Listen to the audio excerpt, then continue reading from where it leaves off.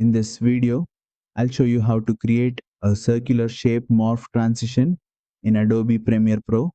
This transition uses animated circular shapes to flow between your clips, making the scene change feel smooth, creative, and modern.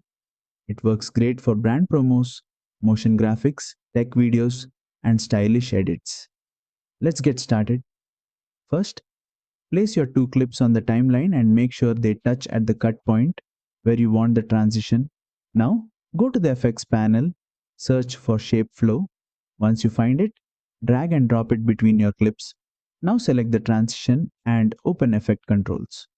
Here are the most important settings. Start points controls how many circular flow origins you have. Increase it for multiple circles. Decrease it for a cleaner single circle effect.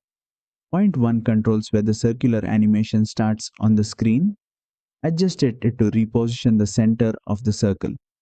Edge delay controls how long the outer edges wait before expanding. Increase it for delayed edge movement. Decrease it for immediate expansion. Luma delay controls how brightness affects the circular flow. Increase it for stronger brightness based animation. Decrease it for a more uniform transition. Object delay controls the delay between circular shape movements. Increase it for staggered animation. Decrease it for synchronized movement. Object variation adds randomness to the circle animation.